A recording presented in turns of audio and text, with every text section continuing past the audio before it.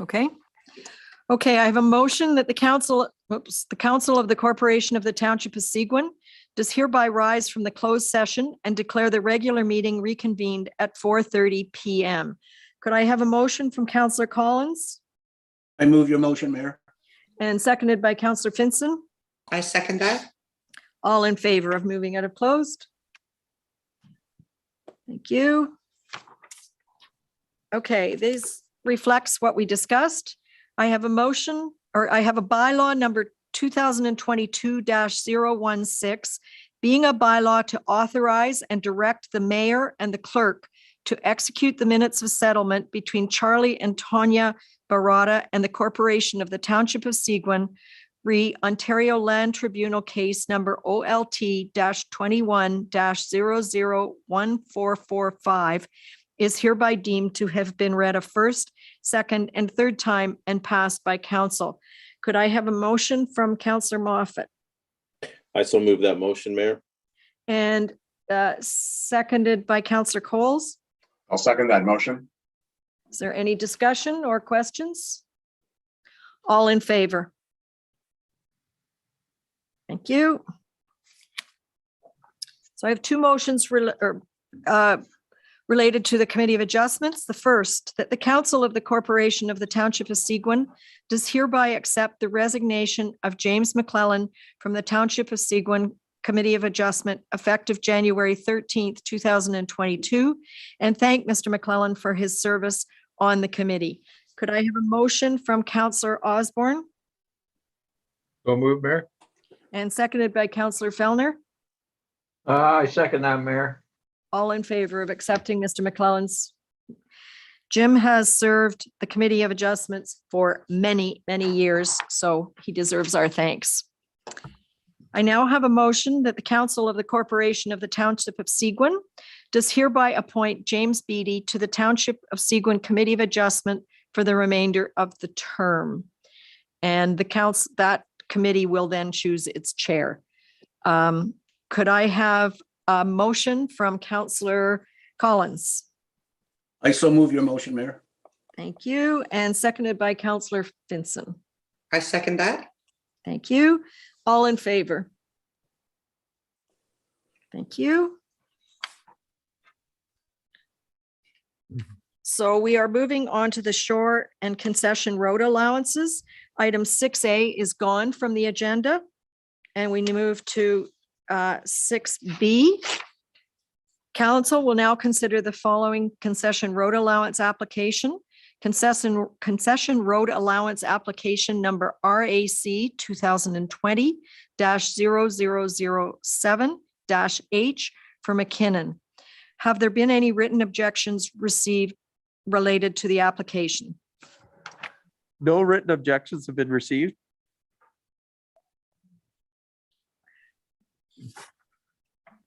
Okay, and I'm going to turn it over to Lauren, I think, or is it Brady that's going to speak to this? Your worship, it's me, Brady, speaking. to Okay, this great. application. Thanks, Brady. No problem. So this application was submitted to purchase a portion of the concession road allowance, which runs adjacent to the subject lands at 1164 Lake Joseph Road. I'm here to answer any questions if there are any.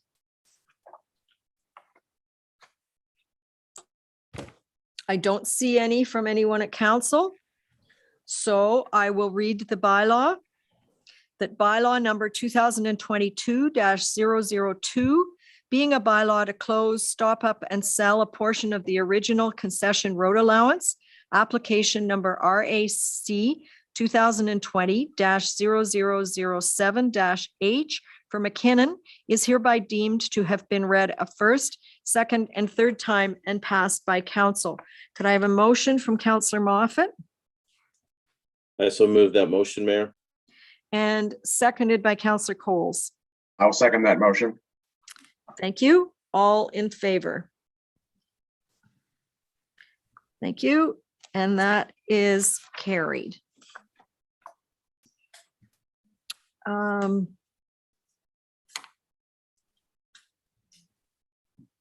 And now I have a motion that the Council of the Corporation of the Township of Seguin does hereby adjourn the regular meeting to hold a public meeting for the following matters. Consent application number 2021-0021-H and 2021-0022-H and 0023-H for sharer. Could I have a motion from Councillor Osborne So moved, Mayor. and seconded by Councillor Fellner? Second that, Mayor. All in favor of moving into a public meeting? Thank you.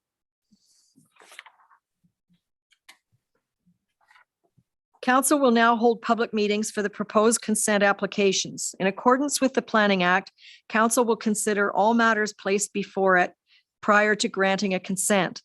If a person or public body who files an appeal of a decision of the Council of the Corporation of the Township of Seguin in respect of a proposed consent does not make written submissions to the council before it provides or refuses to provide a provisional consent, the Ontario Land Tribunal may dismiss the appeal. If a person or public body does not make oral submissions at a public meeting or make written submissions to the Council of the Corporation of the Township of Seguin, the person or public body is not entitled to appeal the decision of council to the Ontario Land Tribunal, and the person or public body may not be added as a party to the hearing of an appeal before the Ontario Land Tribunal, unless, in the opinion of the tribunal, there are reasonable grounds to do so.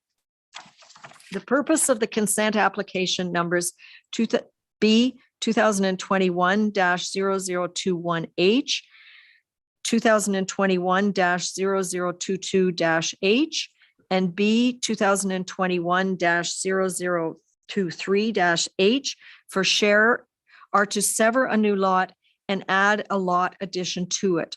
A 10-meter wide right-of-way will also be granted to provide access to the new lands. I now ask the clerk to state the method by which notice of the meeting was provided and the dates on which that notice was provided. Notice of the public meeting was provided by posting the property and by regular mail on December 20th, 2021. Notice was therefore considered to be provided in accordance with the requirements of the Planning Act. Has the township received any correspondence with respect to these applications? No correspondence has been received. Has anyone registered to speak in favor of or in opposition to these applications? Bob Hawkins, agent for the applicants, has registered to speak to these applications and he is present. Okay. Mr. Hawkins, would you like to address this? Thank you, Mayor and Council. Can you hear me okay? Yes, we can. Thank you. Okay. Thank you for this opportunity. I've read the planning report from Mr. Algie and also the environment assessment report that was done a year or two ago. And we concur with all the conditions of the proposed severance. Does council have any questions for either Mr. Hawkins or Mr. Algie? Councillor Osborne. Yes, through you, Mayor. Good afternoon, Bob. Good afternoon. Boy, when I look at the sketch about the frontage and zonings, it just looks like a bowl of spaghetti to me, but wow. Can't imagine surveying that. Anyway, my question is, why is there, I can understand that the proposed new lot is it taken away from the retained lot one? No. Oh. The proposed lot addition to the new lot is from retained lands one.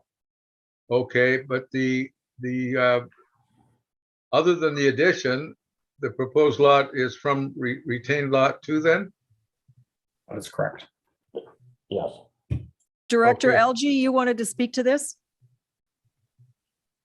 Certainly, through your worship.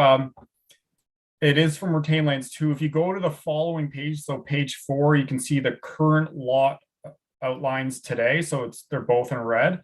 Yes. So you can see exactly how currently there is one greater property on the eastern side of the lands and see the entire reach there. Right.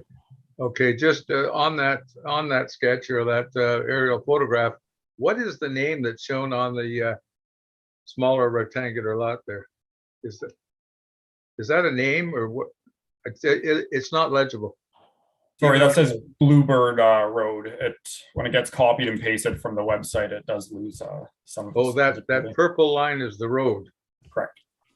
And it's Bluebird. Yeah. Okay, thank you. That's all I had.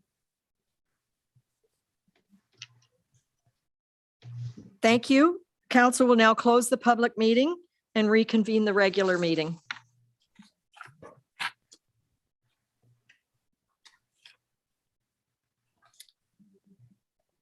I have a motion that the public meeting held for the following matters is hereby closed and the regular meeting is hereby reconvened for consent applications number B 2021-0021-H, 0022-H, and 0023-H for share. Could I have a motion from Councillor Collins I'll move your motion, Mayor. and seconded by Councillor Finson? I second that. All in favor? Thank you.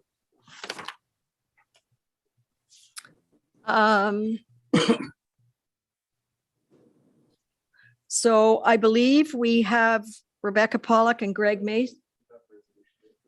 Do I?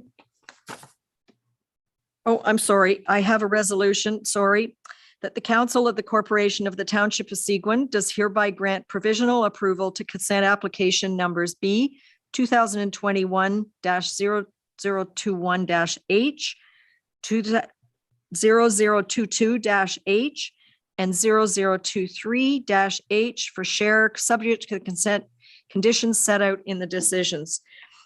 Could I have a motion from Councillor Moffat I so move that motion, Mayor.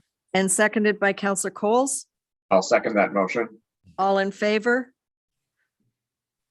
Thank you. Sorry, I got ahead of myself. So I believe that the representatives of the Georgian Bay Biosphere are with us, Rebecca Pollock and Greg Mason, to provide us with an update, and all of the materials are in your agenda package. So I'll ask the clerk to let Greg and Becky in. Are you both coming in, Greg? Unfortunately, this evening or this afternoon, pardon me, it's just me. Becky's had to step out for something, so I apologize for that. You're stuck with me, and I hope that's okay. We're not stuck with you. We're happy to have you, and you have 10 minutes to delegate. Perfect. Thanks so much. I'll just share my screen here. Hope everybody's having a great day. And that you avoided some of the snow that I think MacTier got. We really wanted it up at the ski club out at McDougall, but alas, we didn't get too much. Thanks very much for having us or having me here this afternoon. Again, this is just an update on some of the Georgian Bay Biosphere Minidow-Gami activities in the last year. And as always, it's an invitation for you as council and staff to approach the biosphere with any ideas or questions that you may have about activities that would support your interests in Seguin and or the region. The biosphere was designated in 2004, and since that time, we've developed significantly as an organization in terms of our impact. The impact areas that we see consist of education, conservation activities, and climate, a growing file in cultural areas, and also in sustainability or sustainable development activities. Some of the last year's highlight is, despite COVID, is that we were able to continue having a good solid impact as an organization, contributing to a lot of programs and actually growing many of our programs despite the hindrances of COVID. And this is everything from a strong citizen science watch program through iNaturalist that we host, to releasing 3,800 at-risk turtle eggs that were incubated and released through efforts in our office to offset impacts of local road construction. And then as well, we saw our largest staff contingency, pardon me, where we grew it to a staff of 24, including our seasonal staff last year, and that continues to grow. We pride ourselves in our approach as a partnership-based organization.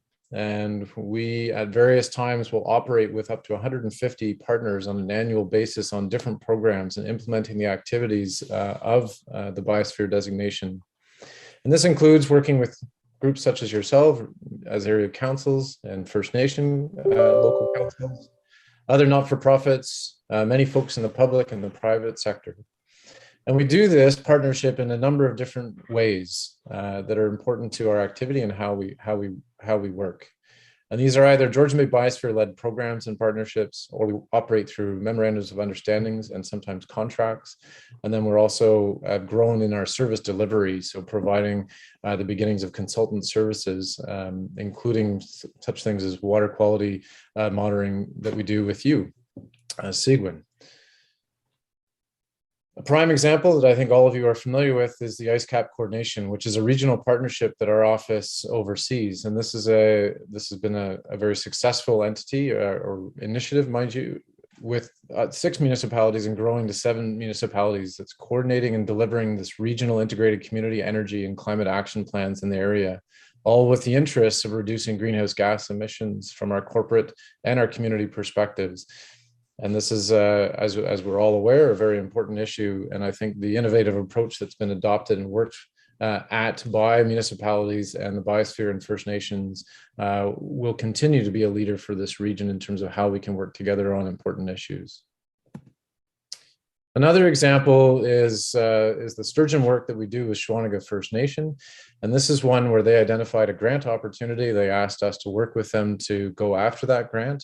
We were successful, and then they in turn hired us to manage that grant, work with them to hire staff to support their operations. And then jointly, we are delivering on this sturgeon conservation planning activity.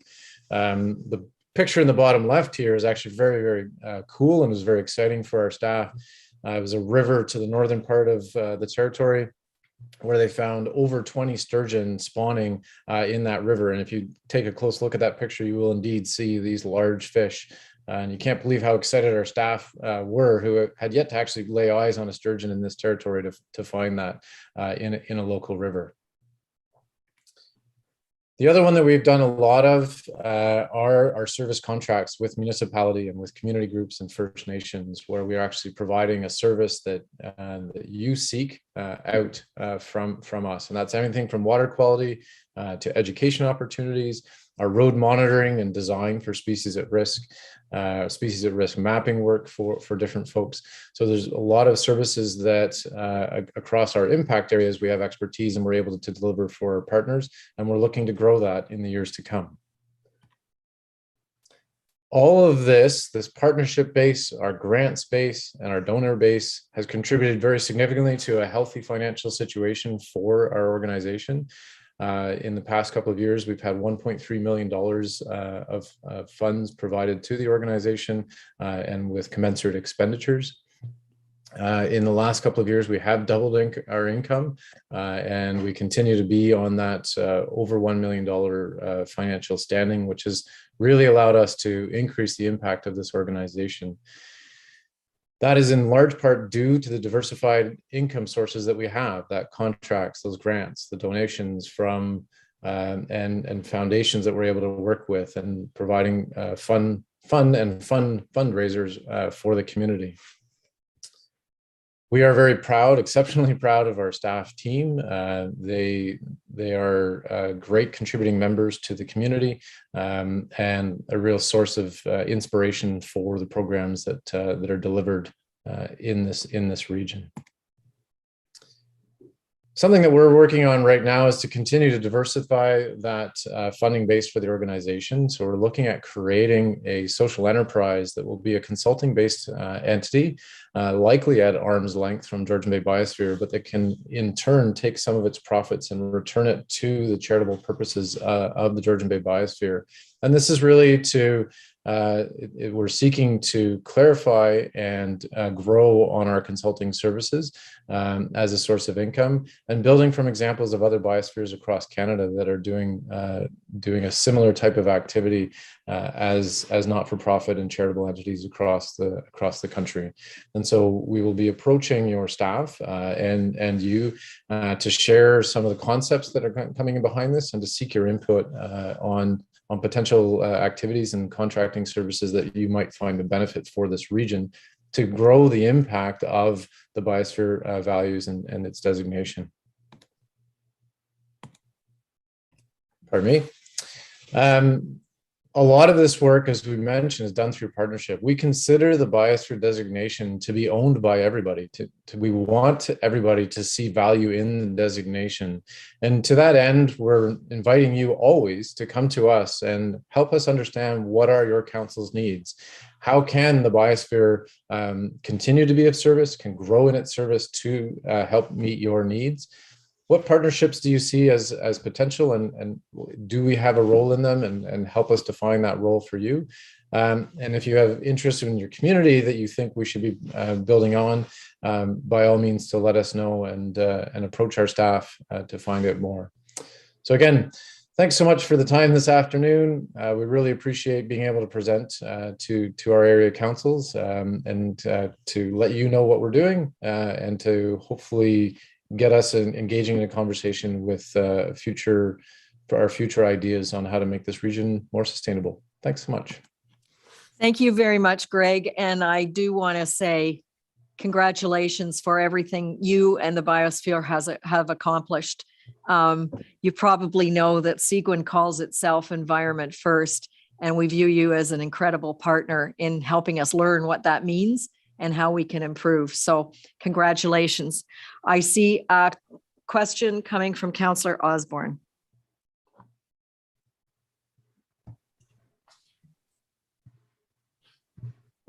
Councillor Osborne, you're muted. Sorry about that. Good afternoon, Greg. Good afternoon. Out of curiosity, I'm just wondering if you've encountered many Massasauga rattlesnakes, and because I wonder about the health of the number of snakes that are in the environment today versus before. Yeah, so I am fortunate in a number of different ways of encountering the Massasauga rattlesnake, both personally at properties on the bay and recreation, but also through my work. We are fortunate in this region to have habitat and populations that are considered quite healthy, given that we have a number of areas that are fairly well protected. That being said, that is a species that is at risk because globally it is significant, and globally it is at risk. It happens to have some healthy populations, and as well there are challenges, as I think you're probably aware, even locally in terms of impact to the habitat. We're doing a number of road surveys, and we're working with Carling as an example to find ways of mitigating the impact of some of their road networks to this species, and looking at some mitigation strategies as they adapt and work on their roads. So thanks for the question.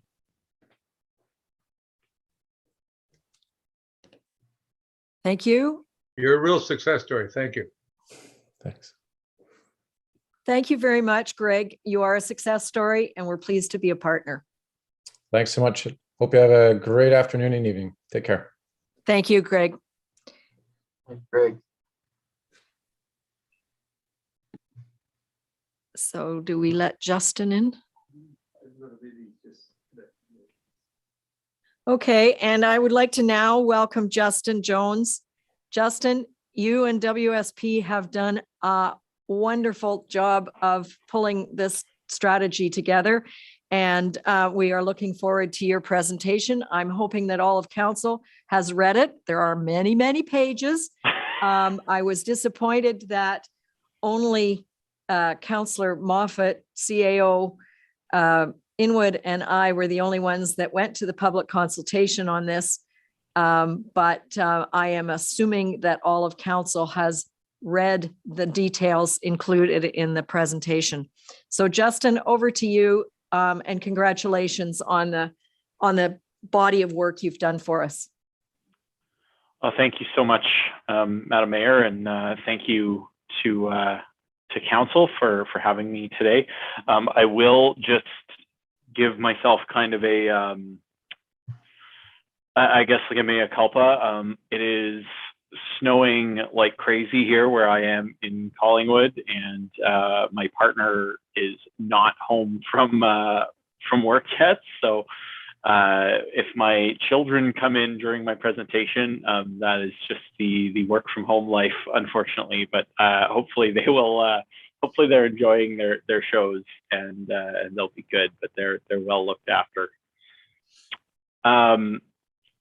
So once again, thank you for inviting me today, and thank you to the township for the opportunity to develop this active transportation and trails master plan for the township of Seguin. It was a real pleasure to work with the knowledgeable staff and stakeholders within the area to deliver a plan that we think is going to help put the township on the path towards becoming a true leader when it comes to active transportation and trails, particularly when it comes to rural municipalities in Ontario. So just want to go over what I'm going to talk to you about today. First is just the introductions, presenting who was on our team, a little bit of the overview of the project in terms of the background, and then we'll talk about the engagement that we did, let you know a little bit of the process behind the development of the network, talk about the phasing, costing, and funding, highlight the recommendations for programming and the support for social infrastructure that can take place, and then finally we'll move on to next steps and how we're recommending that the township move forward. Sorry, I'm just going to plug this in. All right. So introducing our team. First off, I just want to recognize the contributions of township staff. Obviously, our project manager, Dominique O'Brien. Dominique and I worked closely together through the duration of this project. She was a guiding light for us, and she was really wonderful in supporting our team as on the township side. I should also mention the other municipal representation from the township. So Tom McLeod was instrumental in helping us understand the roads network, and then also we had Chris Mahone, who provided us an extensive amount of GIS information. So that was all really invaluable stuff. In addition to the leadership from your CAO, it was really wonderful to have such a supportive staff around us. So I am Justin Jones. I'm the project manager, and I was the engagement lead for this project. The project was also overseen by Dave McLaughlin. He's our national active transportation lead at WSP Canada, and he was the project principal for this. We also had our trails lead, Amanda Gebert, who reviewed the plan and provided some fantastic information about the trails design. The network was led by Sandy Yang, and my right-hand consultation and engagement support was Erica Stone. So we really had a multidisciplinary team on this, and we were really pleased with the results. So let's go through the overview. The project purpose was to identify a continuous active transportation and trail network that builds upon the existing routes within the township. We wanted to expand education and promotion to raise awareness around active transportation and normalize active transportation and trail use within Seguin. And we wanted to make sure that we were building a plan that addressed both the short and long-term actions to support the township's goal of becoming the best natural place to be. The Active Transportation and Trails Master Plan is a long-term visioning document. It's meant to be flexible. It's meant to be used as a community building asset and communications tool. It's meant to be used as an implementation guide, and it's meant to support existing initiatives and plans. So in particular, as you go through your official plan review, as you're looking to new development charges bylaws, as you're looking to submit for new funding applications, the Active Transportation and Trails Master Plan provides you a foundation upon which you can build for all of those different elements. It is not a detailed or final design. It's not the authority to construct. It's not prescriptive. It's not required, and it doesn't come with any financial commitment. It is just a roadmap that is there in front of you should you choose to take it. So let's go through the project background. So first off, the first thing that we did when we were awarded this project was that we went in and we reviewed the township's existing planning documents. So we really wanted to make sure that the ATTMP builds upon the foundations that the township has laid when it comes to their planning documents. So from all of those different documents, we established a vision for the active transportation and trails master plan that says that Seguin will develop safe, attractive active transportation and trails routes to improve the quality of life, accessibility, and sense of community for people of all ages and abilities in the township. So a pretty big, broad statement. And in order to support that, we identified 7 different objectives through which we filtered every single recommendation within this plan to ensure that they aligned with that broad vision. So the first was to enhance safety. The second was to encourage community building. Third was to increase connectivity, support health, improve accessibility, support economic development and tourism, and prioritize the environment. So all of these different aspects were pulled from different council approved documents, and we highlighted the ways in which our plan would align with all of those strategic directions. So once we had developed our vision, we started to take it out into the community. And so we started to engage with different stakeholders and representatives. So we held stakeholder interviews in the summer of 21. We also held a stakeholder workshop to develop the vision and finalize it. We posted a public survey. We hosted a stakeholder workshop, and then we finally held a virtual public open house, or PIC, Public Information Center, to present the draft findings. So the key themes that we heard was that, of course, as you're probably all well aware, the Seguin Trail and kind of all components of it, so whether it's the Rose Point Trail, Park Trail, or the Seguin Trail, is really an important component of the existing trail network within Seguin. It really is the backbone of the active transportation and trails network within the township.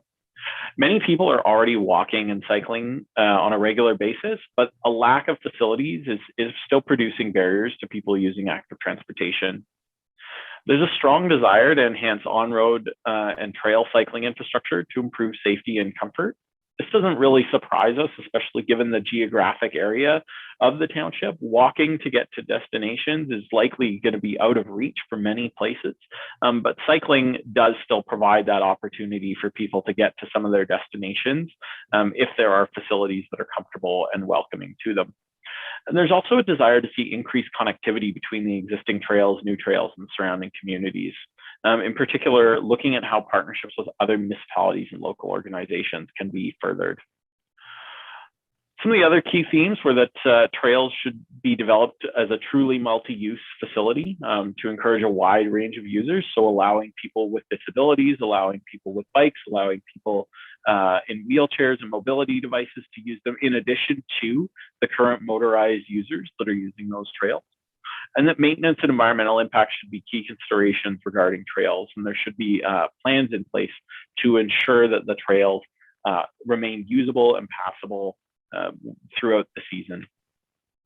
And then finally, active transportation and trails should be advertised better to highlight what's available. So whether that's online resources, maps, signs, promoting what is already on the ground, especially as more investments are made and connections are developed, really promoting those things both within and outside of Seguin Township to highlight the absolute gem of the trail system that is already present and the future investments that are going to be made. So from there, we then moved on to our network development. So I'm not going to linger on these slides very much because we get into a lot of technical information. A lot of this is already contained within the plan, and this will be included in your council package, the presentation. But I do just want to go through this really quickly with you. So the network development process that we follow at WSP is directly taken from the Ontario Traffic Manual Book 18, which is the facility design guideline for the province of Ontario that tells us essentially how to design and deliver active transportation and trails infrastructure. So we identify the existing conditions, we identify gaps, we develop candidate routes, we refine those candidate routes, we identify the selected routes, and then we get down to a selection process whereby we're identifying what type of facility would be recommended for those corridors. So step one was the existing network. So we looked at everything that was already available, and we saw that there's about 42 kilometers of paved shoulders already existing within the township of Seguin. So most of these are found on Ulcer Park Drive and on the newly reconstructed Highway 518. We also saw that there's the Park to Park Trail, 43 kilometers of trail, and 5.2 kilometers of walking and hiking trails, that being the Humphrey nature trails. So we then filtered our route selection criteria, and we started to analyze where we wanted to take the active transportation and trails master plan. So we wanted routes that were going to service demand, connect to the Park to Park Trail, provide safety, provide connections to community, that were going to be feasible and implementable, and that we're going to provide access to nature and build upon the existing assets within the township. We leaned heavily on the road needs study to confirm traffic volumes throughout the road system, to inventory and analyze the road sections, to identify the need for rehabilitation.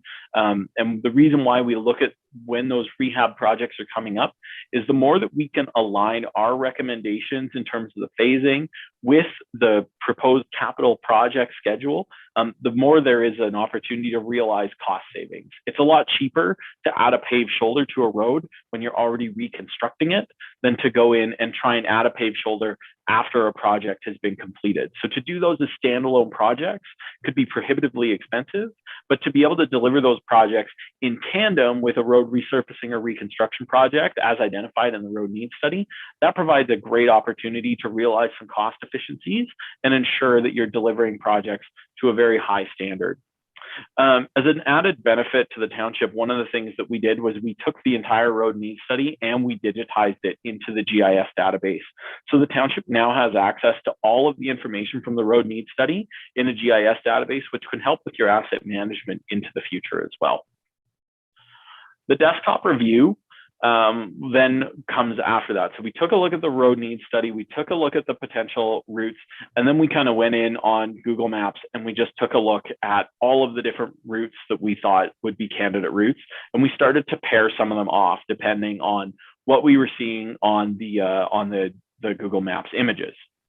So we identified potential conflicts, potential constraints, and then potential opportunities as well along different roadways. We also identified key travel destinations. So we pulled this directly from the Parks, Recreation and Trails Master Plan, as well as other planning documents from the township. And we started to look at how we wanted to make sure that each of those was connected by the active transportation and trails network. So once we'd kind of done all that office work, we then went out into the field. And so I was really unfortunate in that I had to come out to Seguin Township during a lovely weekend at the end of June and July with my partner and spend 2 days walking and hiking and exploring all of the gorgeous trails that the township has to offer. It was a really tough part of my job, I tell you. And so, you know, we pretty much covered the entire township in 2 days, seeing all of the different trails, all of the roads, and all of the amenities that the area has to offer. And it was, you know, in all seriousness, it was a really enjoyable experience. It was a beautiful weekend. The deer flies weren't even too bad on the Rose Point Trail, but it was a really great time, and we really got to see all of the things that the township has to offer and analyze the different opportunities for improvement that exist. So once we have all of that data, so once we have all of our GIS data from the road needs study, all of our site visit data, everything that we have, we pulled it together and we start to go through our facility selection tool. And so we look at the vehicle speeds and we look at the number of vehicles per day using those corridors, and we start to identify what the preferred facility type is. So this is all for on-road facilities. We'll talk more about the trails facilities in a moment. But for all our on-road facilities, we were looking at the rural context. So there's not really anywhere other than a couple of select roads in Rosso that would fall on the urban or suburban context. So we're really looking at the rural context for all facilities in Seguin. And that's how we arrived at the different facility types on the network. So taking all that into account, we were looking at the entirety of the network, and we proposed about 46 kilometers of improvements to existing facilities. So this is upgrading some of the facilities that are already in place within the township. So in some instances, that's going to be improving the surface conditions of the park-to-park trail. In other places, that's going to be enhancing the paved shoulders and moving them forward to a buffered paved shoulder or a higher degree of separation. And in some instances, it's going to be repainting and restriping existing paved shoulders from the provincial highways to also align with that facility type. We did identify the need for some new infrastructure. So in particular, looking at either traffic calming measures or bike lanes, and that would be the 7.8 kilometers you see there that is specifically on Rankin Lake Road. That's the only place we are recommending what you would call a true bike lane. For the rest of the facilities, we're looking at paved shoulders and then signed routes that would form a fair number, about 26 kilometers of routes. About 7 kilometers of new off-road multi-use trail to connect up to the existing facilities within the township, and then new paved shoulders on provincial highways as well. And that would be primarily Highway 141, which the province has identified as a priority for receiving paved shoulders when that moves forward to reconstruction. And then we also identified about 46 kilometers of infrastructure that just wouldn't really receive any changes at all. So they already have sufficient paved shoulders, or the park-to-park trail would remain as is, or there's the walking and hiking trails for Humphrey that would remain the same. So this is included in the Active Transportation and Trails Master Plan in higher detail. So I'm not going to go through too much of it here, but I just want to highlight that the recommended network that we've proposed here connects all areas of the township. So it really does focus on ensuring that the connection between the town of Perry Sound and the Rose Point Marina would be strengthened through enhancements to the Rose Point Trail, as well as new construction and or enhancement of the Seguin Trail that'll connect all the way up to Orville. And then looking at some of these paved shoulders, so things like Tally-Ho Swords Road, Blue Lake Road, and Horseshoe Valley Road. So those would kind of be, or Horseshoe Lake Road, sorry, those would be kind of the priority paved shoulders that you would be looking at. And then, as I mentioned, Rankin Lake Road there for bike lanes in the longer term as that road comes up for reconstruction, but adding some traffic calming measures there for now in the interim. So I will continue on here. The one thing that I wanted to highlight was the potential of Ulcer Park Drive to be transformed from its current configuration, where there are paved shoulders, but those paved shoulders give way at pretty much every intersection to a turning lane, and the potential to really rethink what that corridor does for the township of Seguin. Obviously, with that being a previous provincial highway, there's a lot of asphalt there. You know, it is designed with 13 meters of platform width. That's a lot of asphalt to maintain for the number of vehicles that are traveling on that, especially immediately adjacent to the Highway 400. That is a really fantastic potential corridor to use as an active transportation first corridor, to really prioritize the use of trail users to connect to the different facilities within the township, and also to get people into and out of Perry Sound on a safe, convenient, and comfortable corridor. It would also reduce your maintenance costs overall, because you're not having the vehicles kind of pounding on the edge of that roadway. It's going to extend the life cycle of that road, especially as that road is due to come up for resurfacing in the next couple of years. We wanted to just make sure that we included some recommendations in here for rural settlement area transition zones. So this would be specifically for how you start to communicate with people as they're coming off of those provincial highways and into your settlement areas like Orville, like Foley, like Rosso, that you're coming into a place where people live. And so you want to transition from that kind of, you know, wide highway type geometry and get into something that feels a little bit more like a small town facility. So just a couple of different design recommendations are contained within the plan that could potentially seek out some funding if it becomes available. So I'm going to move on to talking a little bit about the trails here. So what we've recommended as part of this plan is a trail hierarchy for the township of Seguin. So we've recommended 3 different trail types for the township. So type 1 would be your primary trail. So this would pretty much be from Rose Point all the way to Orville. And what it would look like is a compact stone dusted surface. It would have 3-season maintenance. It would have the relatively low slope that already has that because of its, its placement as an old rail corridor, and it would connect to those key sections, the Seguin and Rose Point Trail. So what this would look like in practice would essentially be a resurfacing of your existing trails to bring it up to a trail standard that is easier to pass for people who are riding bikes, for people that are using wheelchairs and mobility devices, and really would start to create a facility type that would allow more multi-use type users on it. The secondary trail, that's what I would call kind of where you're already at in terms of the Seguin Trail. So gravel surface, 3-season maintenance, maybe a little bit higher section or higher slope, but it would also service more remote sections and places that don't connect to quite as many destinations. So once you get east of Orville, at least until your municipal neighbors decide to start investing in their leg of the trail as well, I would recommend that the Park to Park Trail east of Orville remain as a type 2 secondary trail. And then finally, the Woodland and Sensitive Area Trail. So this would again just be the Humphrey Nature Trails, and then any future trails that would be of a similar type. The recommendations would be to go to mulch or compact dirt, have reactive maintenance just based on complaints or observation, and then you can have a little bit higher degree of slope. So those are mostly going to be used for hiking and of course for cross-country skiing and winter use as well. Some of the other recommendations that we included for the trails are some of the amenities. So we wanted to highlight the importance of end of trip facilities, including things like parking, waste receptacles, trail signage, accessibility information, seating, emergency contacts and protocols, including you can have like trail distance markers so that people know where they are on the trail. If they happen to get into an emergency, they can call 911 and know where they are, and then have information and networking as well.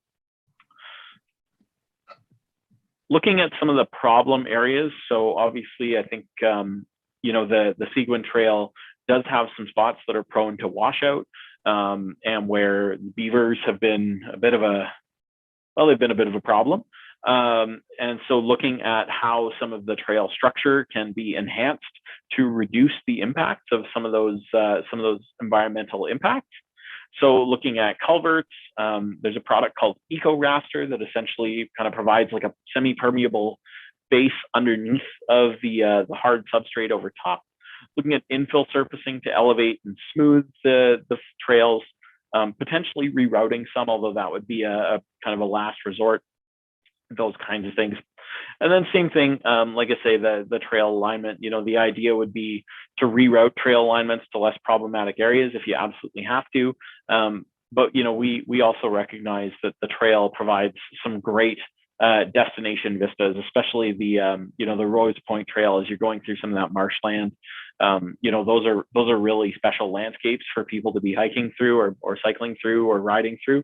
And we absolutely want to make sure that we're keeping the unique nature of those trails within Seguin Township. So we provide some trail maintenance guidelines. Again, I'm not going to go through this in a great amount of detail, but I just want to highlight that it is in the plan and that it's able to be used.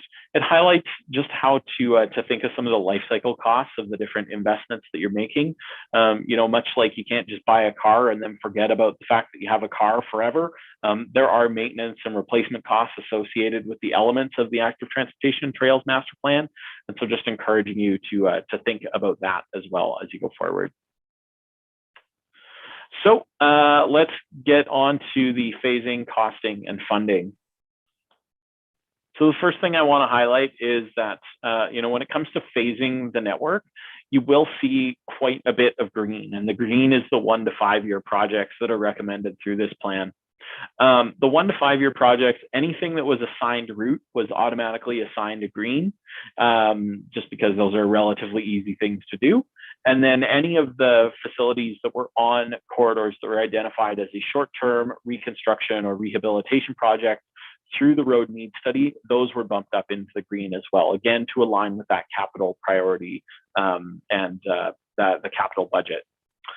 So some of the green projects that are, kind of the interesting ones would be the connection through Foley, the building the new trail, looking at adding those traffic calming elements on Rankin Lake Road, as well as the transition to buffered paved shoulders on Ulcer Park Drive, and some of these signed routes on like Clear Lake Road and those types of things, as well as the signed route on Old Nipissing there.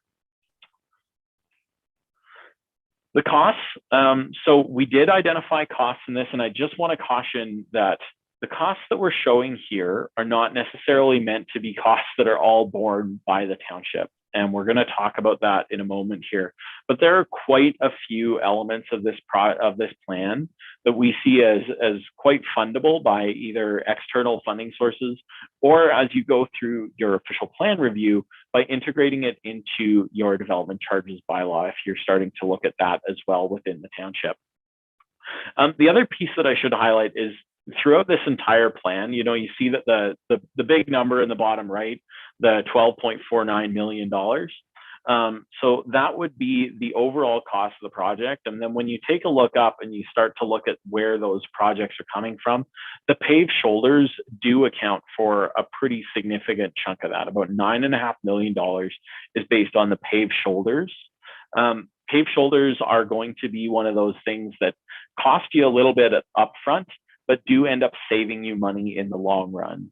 Paved shoulders add to the platform width of the roadway, they reduce your edge line fall off, they expand the life cycle of the road, and they reduce your maintenance costs for those facilities. So while you're spending a bit more upfront, what we've seen from other municipalities all across Ontario, so whether it's Grey County, where I live, near where I live locally, or whether it's Lanark County out in Eastern Ontario, when they've analyzed the life cycle costs of paved shoulders, what they've found is that paved shoulders either come out in the wash in terms of the cost, or they actually end up having a net benefit on the overall carrying cost to the municipality when it comes to maintenance over the life cycle of the road. So I just want to highlight that. And the other piece from this that I want to highlight, and I'll highlight this at the request of, pretty much just, because I know what municipal budgets are like. What this really does is it provides you with the opportunity to go out to funders and say, we have a council approved plan in place for using this funding. So when new funding streams come online, like the Federal Active Transportation Fund of $400 million that's coming down the pipe in the next little while, you can go out and seek that funding, knowing full well that you have a council approved document in place. Because if you don't have that council approved document, you're much less likely to get funding for these types of projects. So it tells them that you have a strategic way of investing the funding that they're providing. So as I mentioned, we're really looking at providing additional funding through the Federal Active Transportation Fund. You can use your Canada Community Building Fund or provincial gas tax. The Federation of Canadian Municipalities has a green municipal fund that can be accessed. There's several stimulus programs in place. You can look to the Ontario Trillium Foundation for funding, especially for the trails. The Ontario Rural Economic Development Program development charges. There's all sorts of funding streams that can be accessed in order to make this plan a reality. So I want to just emphasize one more time that, when we say that this plan has a price tag of $12.5 million, that's not $12.5 million to be borne by the residents of Seguin Township. That's $12.5 million for you to go out and seek additional funding to support the types of recommendations that are coming out of this plan. Cost recovery options as well, whether it's a pass or permit system, user contributions, public donations, events, or integrating tourism events into the trail. Those are good options for cost recovery as well. There is also the potential that, especially with some of the off-road vehicle associations, that they are looking at applying for a kind of a province-wide trail access pass fee. And so the recommendation could be that the township supports those groups as they move that forward, because it could provide a significant benefit to the township if those ATV clubs were starting to pay a province-wide licensing fee, and then being able to add that cost recovery to support new trail infrastructure within places like Seguin Township. All right, I'm almost done, I promise. I'm sorry, I know it's a lot, and I'm going to get through this last little bit quickly. So policy and programming recommendations. So we looked specifically at land acquisition for the plan, and we laid out different situations where you would look at acquisition, where you would look at securing an easement, and where you would look at deviation from the current route. So deviation to the road or sidewalk would be suitable for short distances or where traffic speeds and volumes are low. So you don't want to, ask people to go too far out of their way or go walk on a road like Highway 141. But you do have the option to deviate the route to a lower volume, higher comfort road where necessary. Easements are suitable where there's, land ownership that's amenable to it or it's compatible. Obviously, there's quite a few easements within the township that are winter easements for the OFSC trails. And so there is the potential there to continue building on those where landowners are amenable to it. And then there is also the opportunity to look at land acquisition, which could be primarily for key trail connections. So these would be for where you really want to make sure that there's a high quality trail connection. They do have higher costs, but we have outlined within the plan where you might want to consider these and outline some different categories for where they would fall. The other policy that we looked at for the township was a traffic calming policy. So we have identified a 4-step process through which the township can integrate traffic calming into their policies.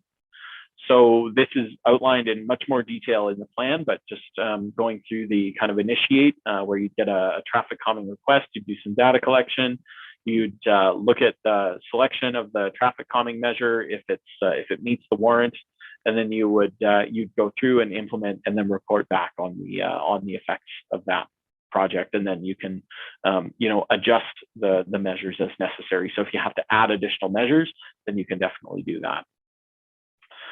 So we developed a warrant criteria table based on available best practices and based on feedback from township staff. And so this is, I'm just going to, leave this here. I'll move on. I don't want to go through this in too much detail, but just know that it is in your council package and it's in that document.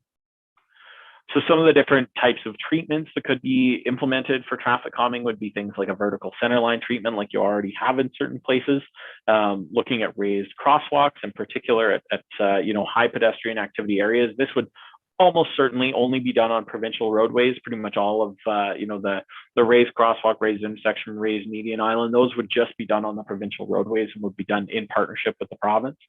The speed display devices, those could be done in other locations.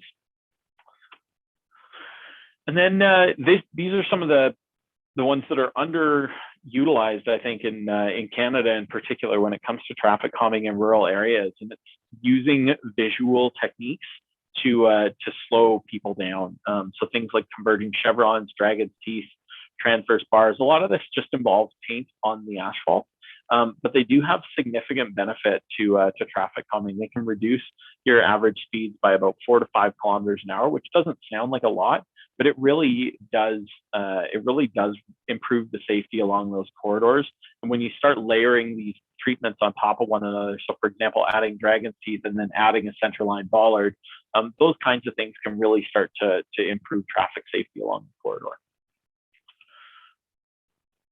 Some of the programming recommendations, so this would be to create the social infrastructure that's there to support the physical infrastructure that's being invested in Seguin Township. We've already seen some really fantastic investments in the social infrastructure within Seguin with the new partnership with Green Communities Canada and the Near North District School Board, where there's a cycling education program that's taking place where they've got kind of a trailer full of bikes and they take it around to different schools and give kids an education on how to ride safely and legally. But the opportunities to continue building on that would be, potentially take the Perry Sound Area Active Transportation Group and formalize that into a joint committee shared between Seguin Township and Perry Sound. task them with delivering new programs and advising on new infrastructure, both within the township and within the town of Parry Sound. And then potentially look at using that partnership to develop a dedicated active transportation coordinator position, someone who can go out and support the township and the town in delivering grant applications, hosting events, and doing those kinds of things. You can look to some other municipalities that have done this, and they've actually done it just using the Canada Student Summer Jobs Grant. So they've hired someone on for 4 months to deliver these types of programs, to go out and do cycling education, to connect with the community, and they've really worked quite well. So some of the other programming recommendations that emerged were looking at wayfinding maps and signage. So this is definitely one that I would recommend the township consider in the near future, especially as the Waterfront Regeneration Trust and the Great Waterfront Trail comes through. I think that you do want to look at how you can coordinate all of your wayfinding within the township, because right now there's quite a bit out there and a lot of it doesn't necessarily connect to one another. The Park to Park Trail signage doesn't have the same branding as the Rose Point Trail signage. It's not going to have the same branding or theme as the Waterfront Trail. So really starting to coordinate all of those into a cohesive brand and signage for the township's trails, I think is going to be a huge asset to the township. Looking at some 1 meter safe passing public awareness campaign, potentially looking at an e-bike loan service. It'll be interesting to see what ends up happening, but Manitoulin Island actually has just launched their e-bike loan service. They're doing an e-bike share in Manitoulin Island with, I think, 20 to 25 e-bikes that are going to be available for people to use throughout the island. So potentially watching that, seeing how that plays out, and where you might be able to leverage something like that, similar to that in the township. Doing some bike equipment giveaways, so whether that's lights or bells, especially in coordination with that Green Communities Canada and that student cycling education, those can be great educational opportunities as well, promoting to people that you do need to have lights and bells on your bike. It's a Highway Traffic Act requirement. The Community Cycle Challenge, really trying to get more people involved in active transportation through just these kind of a community event where you're all kind of pulling together to get towards a common goal, whether that's a community foundation type event or something where you are just challenging one another to see who can get out and ride the most. And then doing some community trail outings. Bringing people to the trail is one of the best things you can do to develop a culture of active transportation. So getting more people onto the trail to see all the amazing things that are available there. And then finally, just looking at the governance, and our recommendation would be that the township should really be leading the governance on the trails within its jurisdiction. The township is already doing a fair bit of maintenance and monitoring of the trail. So taking control of the trail within the jurisdiction is certainly something that's going to help the township to ensure that there is consistency across the trail as it goes through the township. We recommended some maintenance standards, but I'm not going to go through this. They're in the minimum maintenance standard for the on-road infrastructure, but then the off-road would be primarily based on which type of trail they are. All the trails that we recommend, just for your information, within Seguin Township would be 3-season trails. We're not recommending any winter maintenance for any of the trails for active transportation, because we do recognize the use of those trails for snowmobiling and for cross-country skiing in the township in the winter. And then I'm going to quickly move through the monitoring, and then I'll move to questions. I'm sorry, I know I'm way over my time, but it's like trying to drink from a fire hydrant, isn't it? So we identified some criteria for success, and this is within the plan, and there's more detail here, but just emphasizing the importance of tracking how the plan is being implemented and what type of impact it's having on the township as it moves forward. So looking at whether it's safety, whether it's health, whether it's use, or whether it's the investment that's coming for the network and amenities. Those are all the kinds of things that we want to ensure that the township is tracking as it moves forward. And with that, I will say thank you. I will apologize for going way over my time, but I will certainly just, I am here to answer questions if you have any.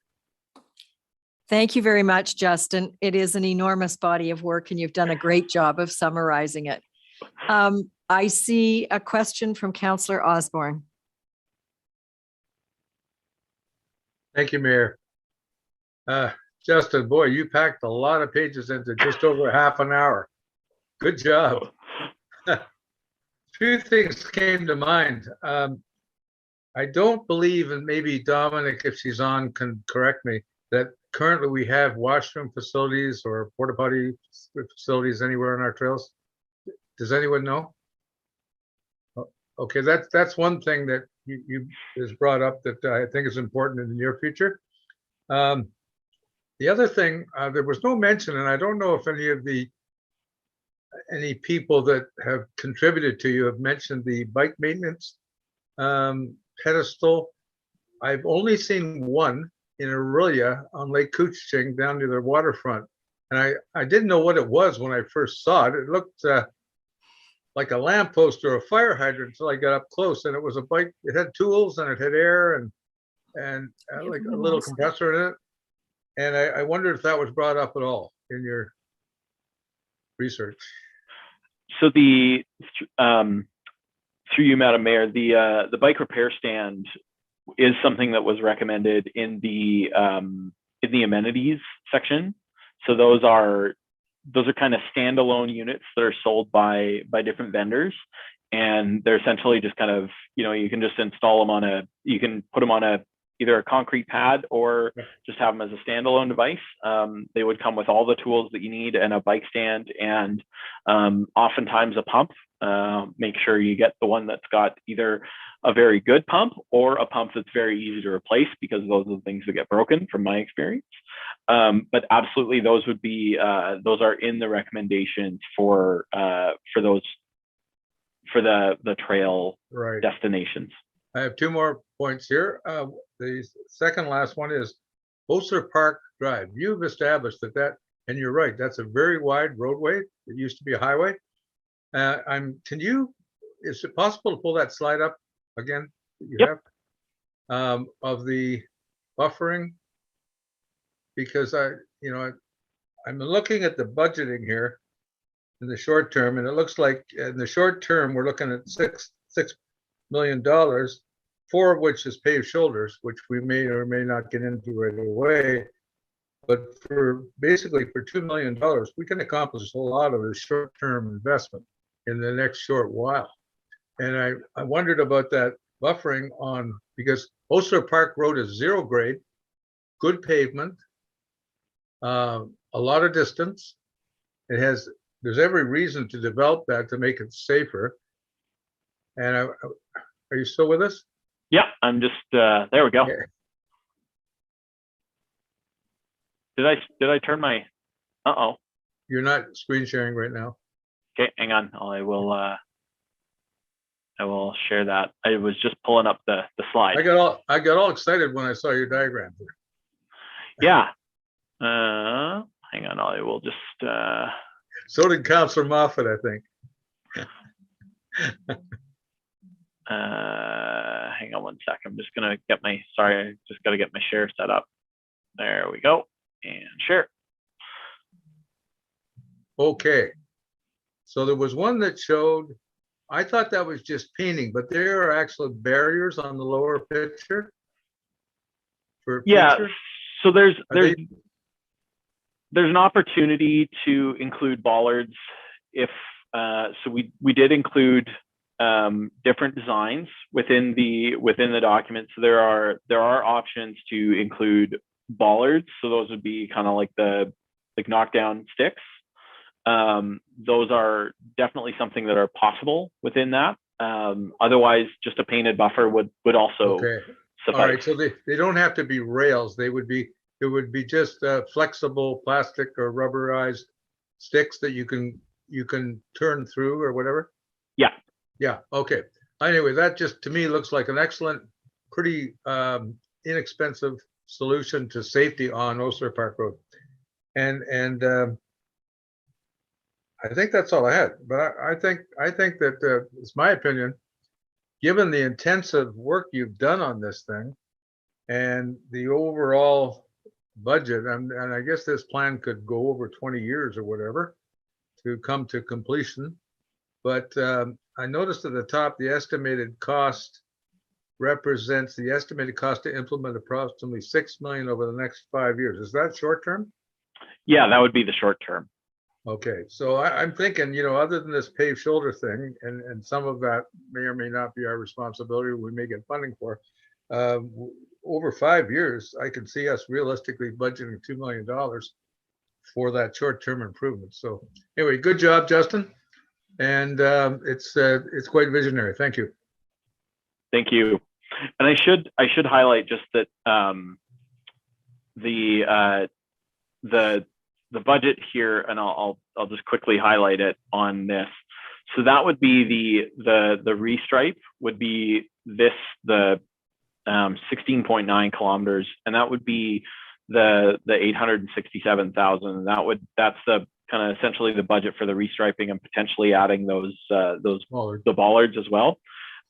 If that's integrated within normal restriping, resurfacing, that cost goes down significantly. And then the paved shoulders here, as identified, the 15.1 kilometers paved shoulders, those are the reconstruction on things like Blue Lake Road and Horseshoe Lake Road that were identified in the road needs study as coming up in the short term for reconstruction that could potentially have paved shoulders added as part of those larger capital projects. And on Ulcer Park Road, because of the width of the paved section now, that wouldn't even be necessary, right? That's already done. Yeah. Okay. Thank you very much. Appreciate it. Thank you. Thank you, Councillor Moffat. Thank you, Mayor. I would agree with one of Councillor Osborne's last comment in terms of visionary.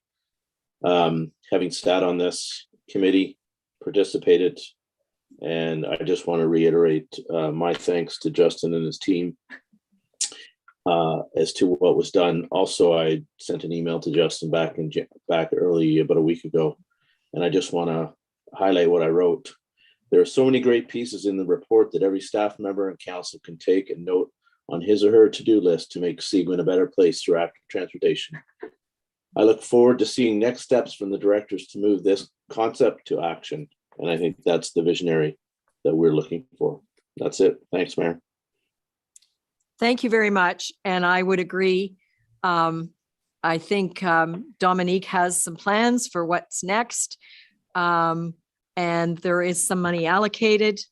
I may be speaking out of turn, but I think that's one of the places that we've talked about using the Henley money on an annual basis, because it must be dedicated to community, and this is truly community. So I have a motion here that Council of the Corporation of the Township of Seguin does hereby adopt the Seguin Township Active Transportation and Trails Master Plan attached as Schedule A. Could I have a motion from Councillor Moffat? I so move that motion, Mayor. And seconded by Councillor Coles. I will certainly second that motion. All in favor of adopting it? That's unanimous. Thank you very much. And now we've set the stage for having lots of grant applications go through, saying we have a strategy, a plan, and everything else. And I really do, Justin, want to thank you and your entire team. This is a fantastic start, and it's our obligation now to make it real. Thank you, Madam Mayor, and thank you, members of council. If I can just, this is the first project that I've project managed start to finish for WSP, and it has been an absolute pleasure.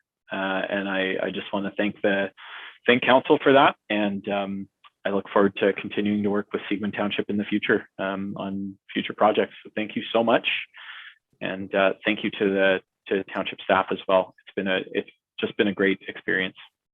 I hope they keep you, Justin. I hope they aren't looking to let me go yet. Thank you, and I hope it stops snowing in Collingwood for you, and you get your wife and family home. Well, at least, yeah, she got home, so we'll see. We've got well over a foot here today so far. So wow, it's it's wild today. So hope you're skiers. Oh, we are. Yeah. Oh, absolutely. So we'll be out there on the slopes tomorrow for sure. Good. I have a motion now that the Council of the Corporation of the Township of Seguin does hereby receive the staff reports as presented on the agenda for the January 10th, 2022 meeting of council. Could I have a motion from Councillor Osborne? So moved, Mayor. Thank you. Seconded by Councillor Fellner. I second that, Mayor. All in favor of receiving staff reports? Thank you. And now I'm going to turn it over to Michelle to take us through the budgets in principle. And for those of you who may have lost where we are in the agenda, we're on page 237 of the council package. Over to you, Michelle. Thank you, Madam Mayor. The report itself is fairly self-explanatory. It's the culmination of a number of months of work for council and staff. Council's already looked at the fees bylaw, the service level changes, the amendments to the fees, the draft capital budget, and this is essentially a budget in principle, which means we're not approving a tax rate increase right now. We're not approving an actual full budget itself. We're approving the departmental expenditures, we're approving the capital expenditures. Once we have all of the final levies, and there are actually a number of revenue items that we're just receiving information on now. Once we have all that, we will bring back the final budget with the final tax rates. Thank you. Does anybody have, Councillor Osborne? Yes, Mayor. Michelle, so you're looking at going to 3% as opposed to the approved or pre-approved 2.5. Am I right in saying that is because of, mainly because of service level change proposals? With The regards service to level, yes, the service level change proposals, as the report says, that's about a 1% increase just for the service level changes. We also had the 3% cost of living. But as it stands right now, the 3%, in my opinion, is our worst case scenario. It's the maximum that I think we're going to be at. And I do believe that as we get more of our levies in and more of a few other revenue items in, that we can see that come down. Good. Thanks very much. Welcome.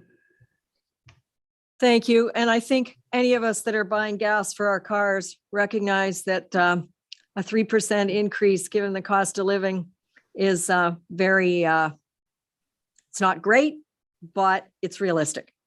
So I hope Michelle's right that it comes down, and we know some of our neighboring municipalities are going to be way above 3. So I have a motion.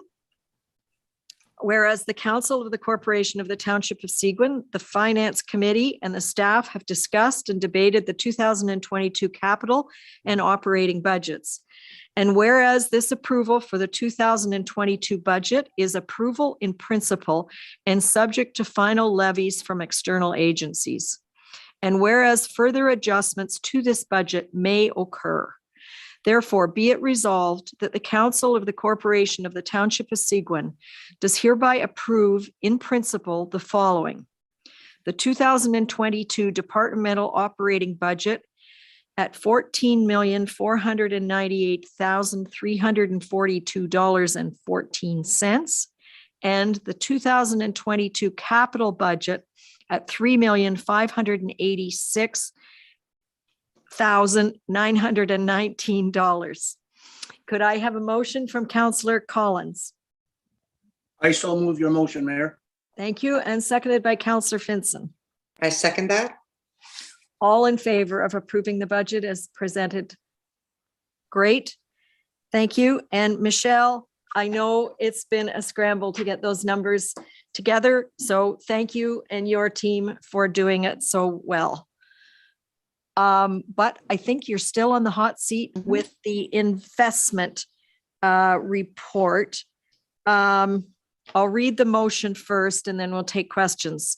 That the Council does hereby adopt the summary of financial investments made by the township in 2021, attached hereto as Schedule A. Could I have a motion from Councillor Moffat I so move that motion, Mayor. and seconded by Councillor Coles? I will second that motion. Thank you. Michelle, do you want to review it at all? Does anybody have any questions? This is essentially a legislated report. If we invest any money outside of a bank account every year, we have to report it to council. So.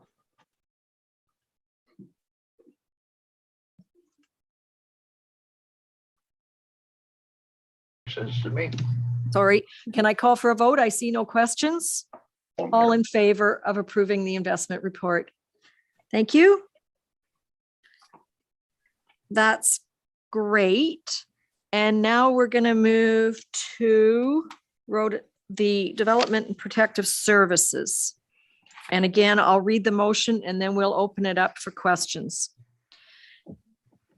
That bylaw number 2022-003 being a bylaw to authorize the acceptance of title of part of Lot 33, Concession 9, Geographic Township of Humphrey, now Township of Seguin, District of Perry Sound, more particularly described as Part 2 and 3, Plan 42R-21753, PIN 52192-0551 LT, and to dedicate and to assume the said portion of public highway, known as a portion of Clear Lake Road, into the Township of Seguin Municipal Road System for year-round maintenance is hereby deemed to have been read a first, second, and third time and passed by council.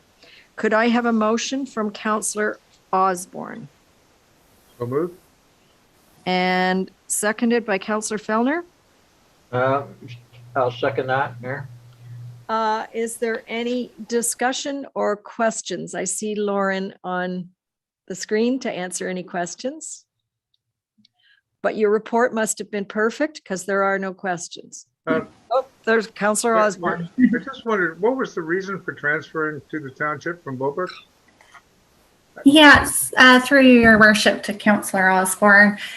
So it's more technical in nature. We do come across this from time to time where the survey required for the creation of the new lot reveals that portions of the severed lot is actually part of the road. Just so for liability reasons, we do ask that the applicants transfer it to the township. So mostly for liability, and it allows the township to maintain that public road. So this was initiated by the township then? It was, yes. Thank you. All in favor? Thank you, and that is carried. I believe we still have Lauren on.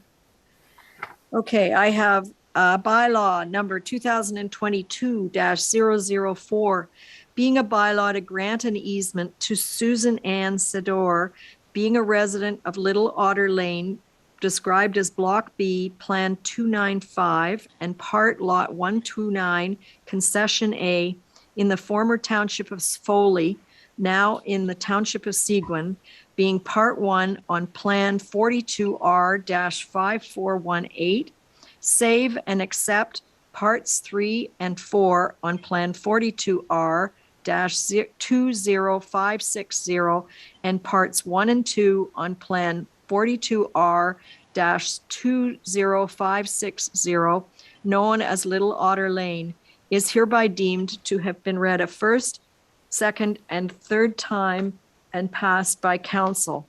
Could I have a motion from Councillor Collins, please? I so move your motion, Mayor. Thank you. And seconded by Councillor Finson. I second that. And I believe, Lauren, you are still the person to answer any questions if there are any. And I see none. So all in favor? Thank you.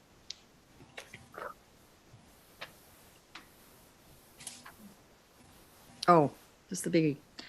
Okay, bear with me. I have a bunch of reading on this one.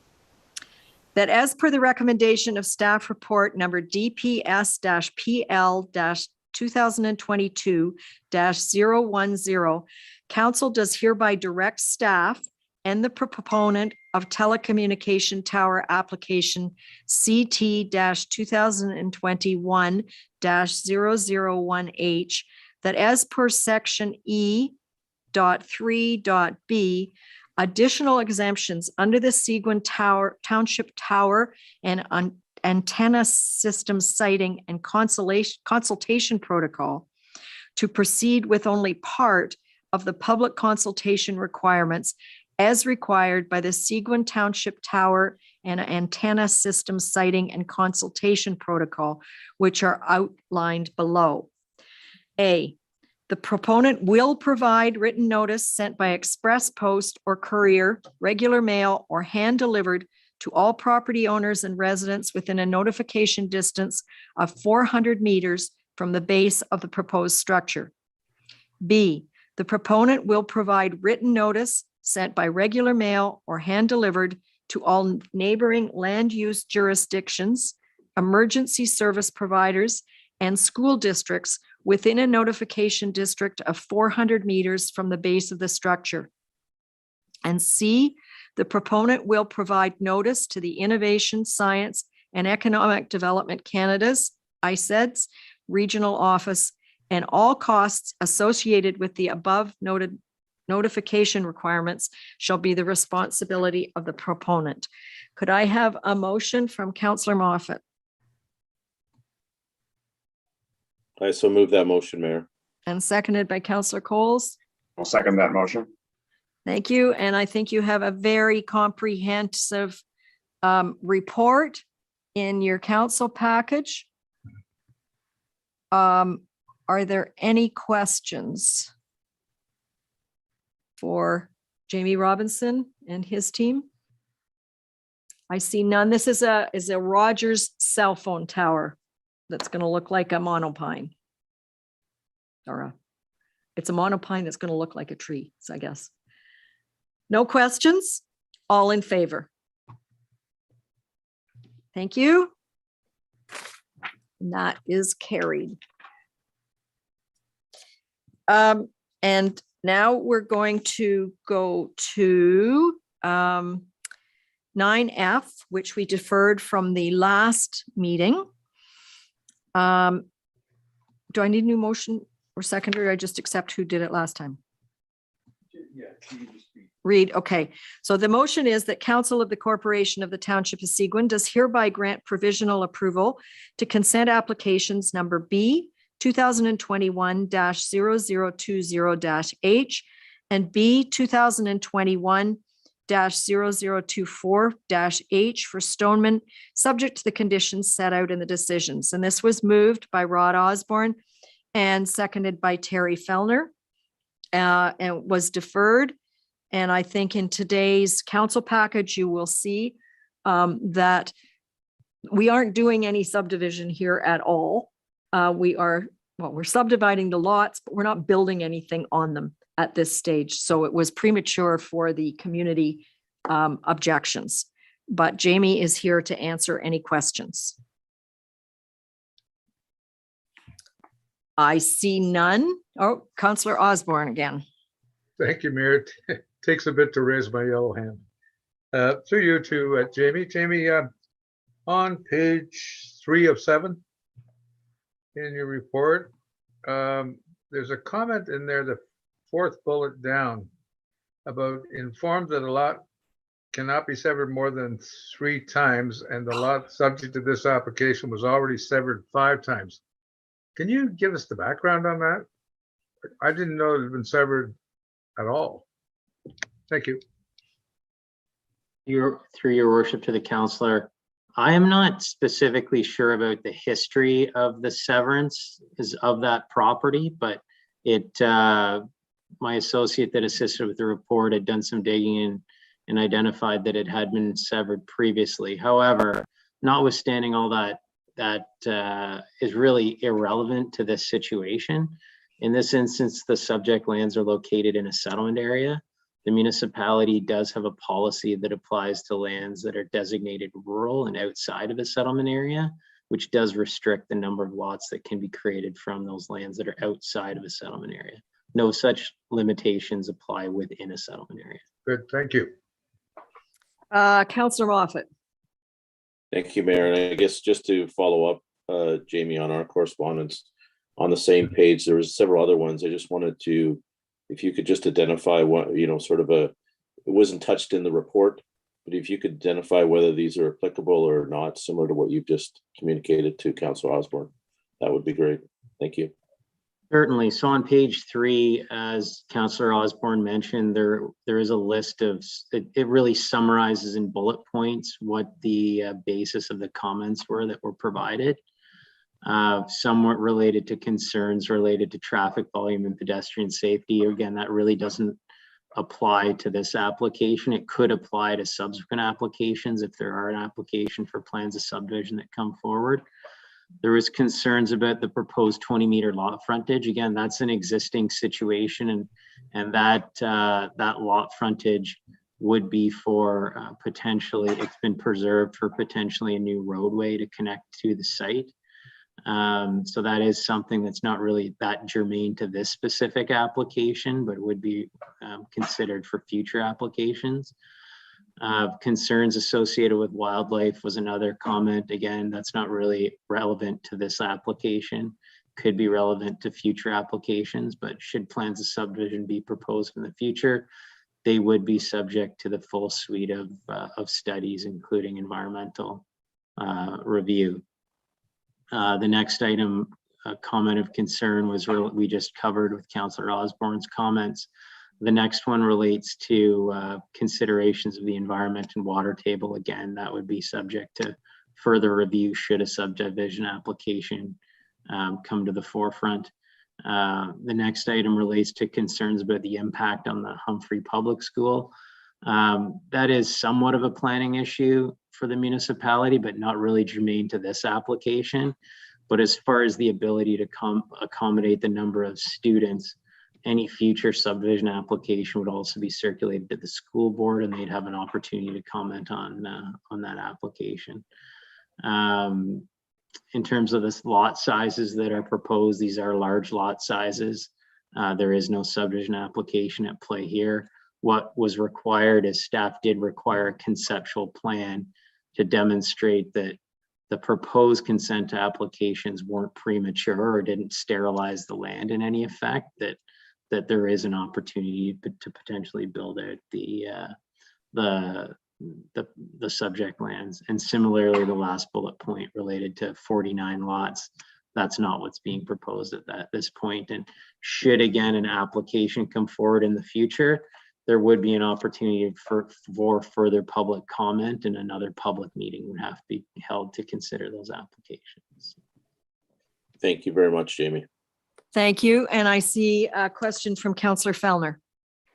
Yes, through the mayor to you, Jamie. So the condition on the severance that basically a holding designation be put on the two pieces still applies? Yes, that could apply. Yeah, it's going to apply. Yes. Right. Because I think it's a foregone conclusion that there will be a plan come through. Right, correct. That's condition number 6. Sorry, I was just making sure that wasn't. Yeah, okay. So Yes. I mean, I don't think it's really a question of if a plan comes through, a proposal comes through, it's more of a question when. And at that time, all these concerns, the valid concerns from the residents would need to be addressed in that process. That's correct. There would have to be a zoning bylaw amendment to remove the hold and to establish specific lot sizes and whatnot for the subject lands for the various lots.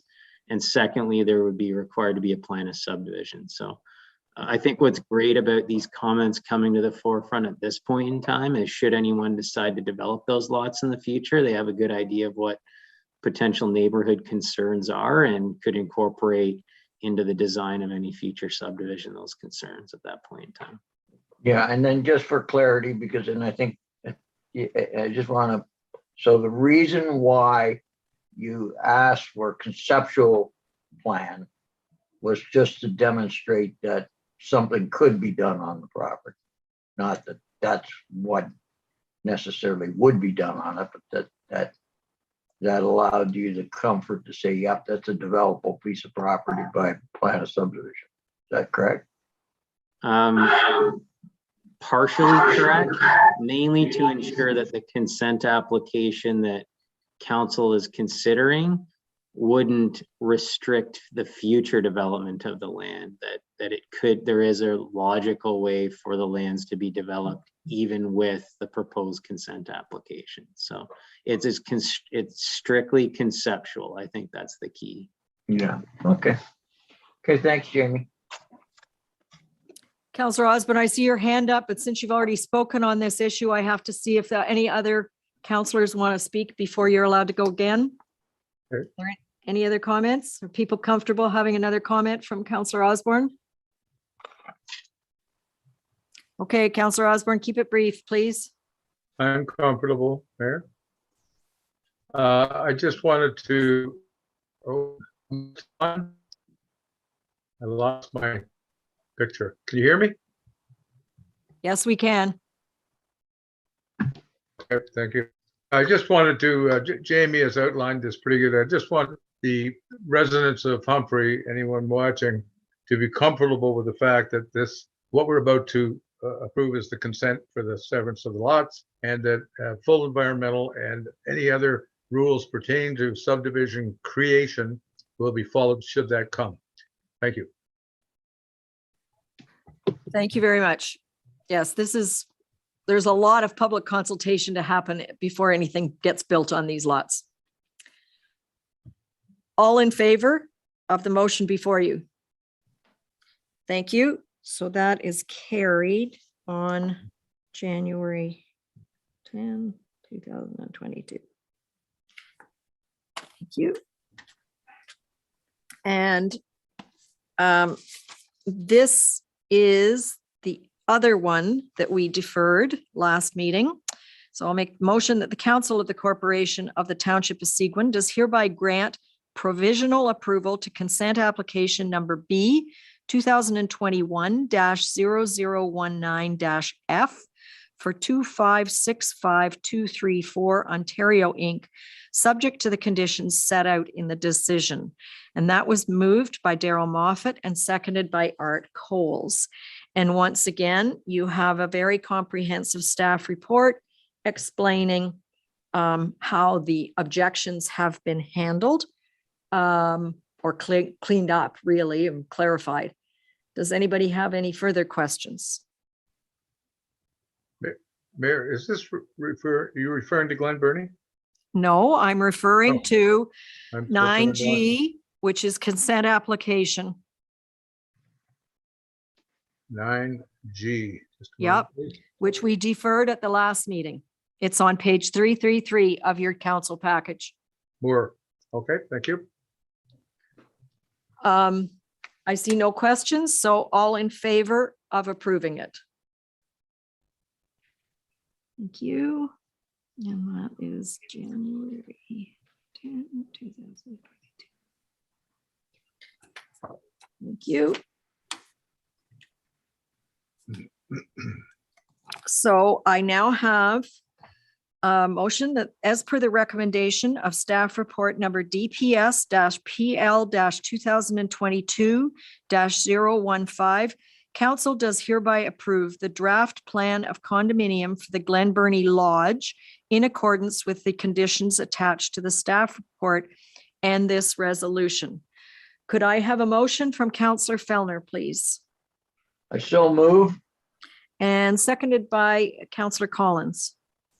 I'll second the motion, Mayor. It's been a long time coming. Yes, you're right. If I look back on all the dates, we've been talking about this for a while.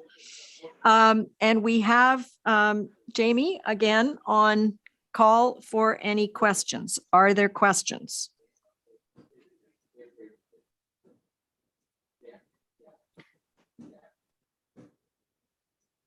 Hang on, I do. Oh, okay, okay. Counselor Fellner. Takes me longer to find my hand than it does to ask the question. Jamie, the only question I had was, when I read through the document, but where would it limit? What would govern the total occupancy of the facility? What's the mechanism to govern the total occupancy? Like, it talks to units, talks to beds, it talks to that, but it doesn't talk to what the maximum, like, how is that set? Is that set through the development agreement? Is that set through provincial regulation? How do you control that aspect of it? So through your worship to the councillor, there's no ability through the Planning Act process, which is the process that we're dealing with, to limit the specific number of occupants. What's being done here in this instance is there's a limit on the number of units, there's a limit on the number of bedrooms within the units, and then there's also the building code aspect of it, which is separate from the planning aspect of it. So really the intensity of use is, I think, what you're referring to here, and the intensity of use is controlled in this instance through the maximum size of units and the maximum number of bedrooms within each of those units. Second to that, the commercial component of it in the restaurant does have a maximum number of seats associated with that and would be required to have ministry approval for that. And the septic systems for the site, or the sewage systems for the site, have all been designed accordingly to those building sizes, the building permit requirements, and then also the requirements related to the restaurant facility. So there's a few different mechanisms to control the intensity of use, but specific occupancy limits on the buildings aren't something we can control through the Planning Act piece. That could be something we could look at through the site plan process with the fire department, or with the through the building code mechanisms, but I can't really speak to those specifics at this point in time. But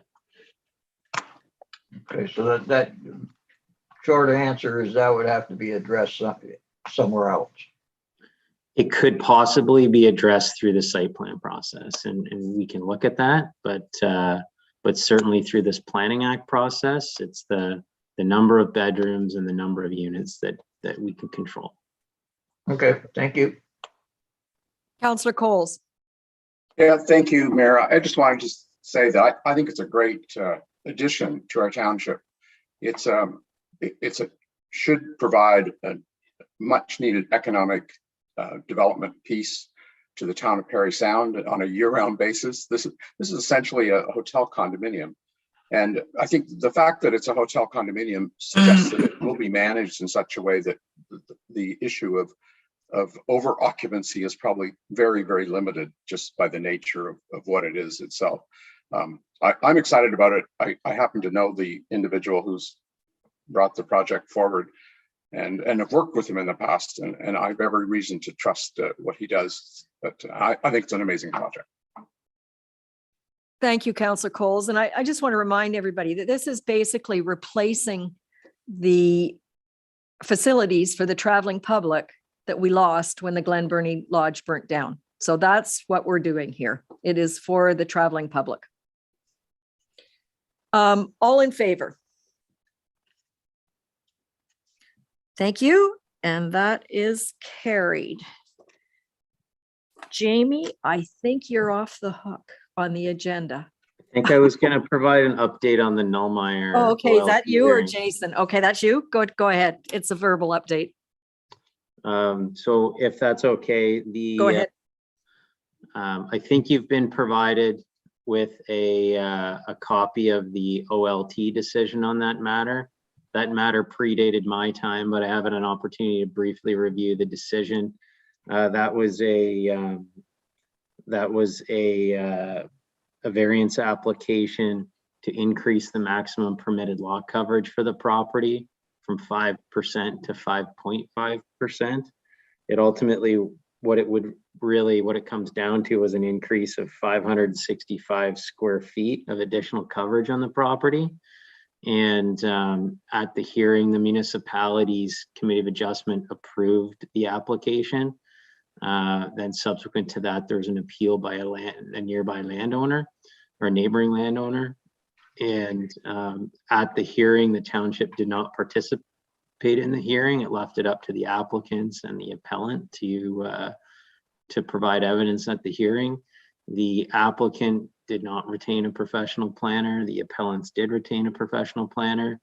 And ultimately, the tribunal sided with the evidence of the professional planner that was present at the hearing, and decided to deny the application. So they upheld the appeal, and so the application is ultimately denied. So if you want, you can more than welcome to have a read through that material. Anyone listening at home, they can go to the OLT website and search under S for Township of Seguin, and you can pull up a copy of the decision of the tribunal through that mechanism. Thank you very much, Jamie. And it is my understanding that any decision at the land tribunal is not appealable. Is that correct?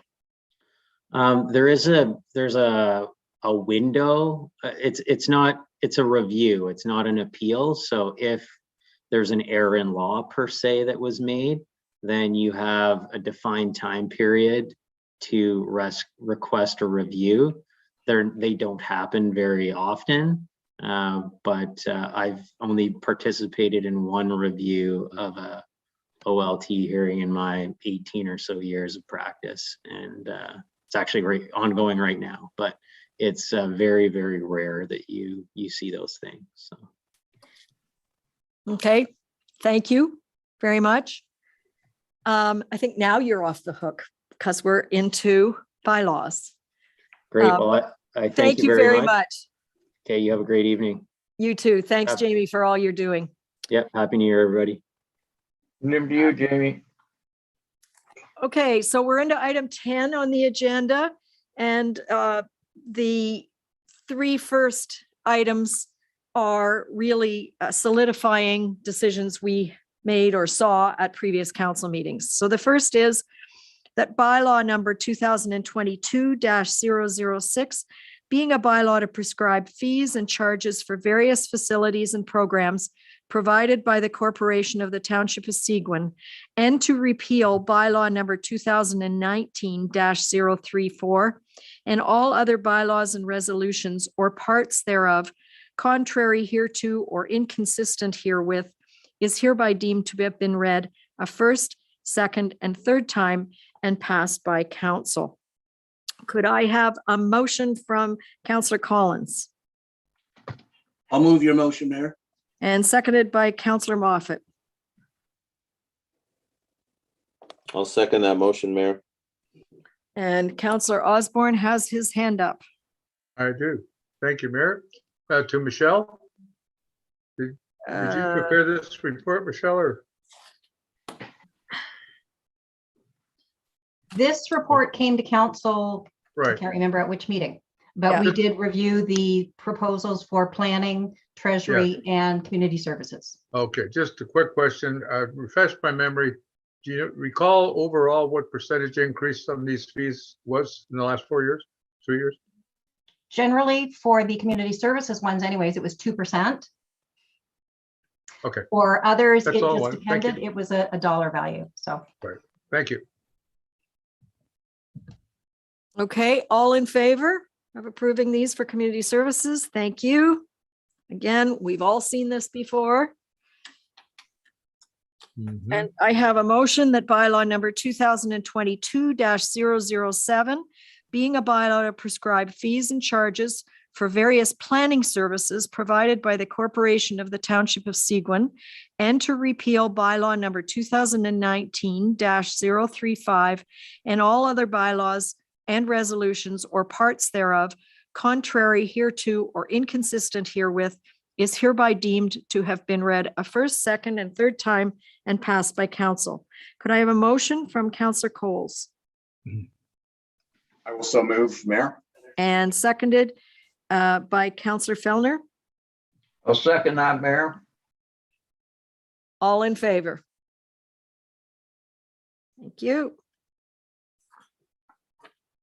And the third one, that bylaw number 2022-008, being a bylaw to prescribe fees and charges for various administrative products and services provided by the Corporation of the Township of Seguin, and to repeal bylaw number 2019-032 and all other bylaws and resolutions or parts thereof contrary hereto or inconsistent herewith, is hereby deemed to have been read a first, second, and third time and passed by council.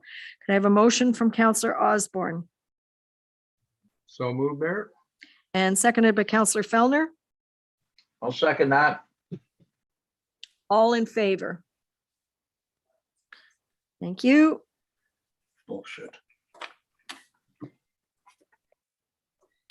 And I have a bylaw number 2022-009, being a bylaw to authorize borrowing for the year 2022, is hereby deemed to have been read a first, second, and third time and passed by council. Could I have a motion from Councillor Collins I so move your motion, Mayor. and seconded by Councillor Finson? I'll second that. All in favor? This is a standard annual bylaw. Thank you. And we have an addendum item, which is the FONUM meeting attendance, next bay in North Bay. I have a motion that council of the Corporation of the Township of Seguin does hereby authorize the following members of council to attend the 2022 Federation of Northern Ontario Municipalities Northeastern Municipal Conference being held at the Best Western North Bay Hotel and Conference Center in North Bay from May 9th to 11th. Now, there is no, I just want to point out, there's no virtual option here yet, is what we're anticipating. Could I have a motion from Councillor Moffat? I so move that motion, Mayor. And seconded by Councillor Coles. I'll second that motion. And who would like to attend if it happens? Councillor Moffat, Councillor Finson, and I would put my name down. Now, you as clerk will make sure that there's a refund if they change their mind. We will make sure there's refund if policy allows it. If they have, okay. Okay, Councillor. You will recall that last year's phone-on meeting was canceled entirely. Mayor, Yes, Councillor Moffat. Sorry, I'm just writing the names down here. yeah. I'm not keen to go to another virtual conference, so. I'm just on a similar subject. I'm presuming the Good Roads one has probably moved to a virtual as well, but there is a little bit of runway between now and May, so hopefully we will be in a situation where we can attend a conference. Yeah, it is up in the air, but I'm assuming that they should be making some virtual plans at least, but I think the clerk has heard you. All in favor of allowing Councillor Moffat, Councillor Finson, and myself to attend? Thank you. Okay, council reports. Let's start with Ward 1, Councillor Moffat. Thank you, Mayor. It seems like it was a year ago. Almost a month ago, we had the Foley Rec Committee and Foley Ag Society Breakfast with Santa that you attended. I was there. It was a good event. I attended the Whitestone Council meeting a few days later with respect to a delegation that I did for Icecap. and pleased to report, at least I believe, pleased to report that the municipality of Whitestone has joined the Icecap partnership, and that would complete the circle or complete the puzzle of all the area municipalities becoming partner in Icecap. So that certainly was a good result. Spent a lot of time in December working on Muskoka Watershed Council items as the treasurer reviewing budgets for 2022, and we've got an upcoming board meeting, annual general meeting, a lot of things on the go over that, and also dripped into January. We had our OP meeting just last week, so there was a lot of preparation time to deal with that. And the only other item is several emails on some short-term accommodations, some bylaw matters that creeped up over the last month. So that's all for me. Thank you. Thank you. Councillor Coles. Yeah, thank you, Mayor. My month of December, again, has been fairly busy with the same issues. December the 13th, the Chamber of Commerce met, and the Chamber forwarded a letter in support of Seguin's North project, the requested MZO for MZO, I should say, for North Seguin. And so that was done. December the 15th, the Belvedere board met to begin the process of strategizing on how to change our life lease facility from a life lease to a rental. So that's in progress. December the 21st, meeting with the Parry Sound Health Center, or the West Parry Sound Health Center, regarding an application that they have submitted on our behalf for changing Belvedere to Lakeland. And that's in process. And I just found out that the meeting with the minister went really well, and the staff from the West Parry Sound Health Center, who were previously not very excited because they didn't think it was going to happen, are now excited, thinking that this project is going to take place. So that's all good news. January 6th, another meeting on strategizing, and we've now retained some a legal firm to assist in putting together the documents to change the life lease status from a life lease to rentals, and that means at some point that we will have to buy out the life lease, make the purchasers whole. And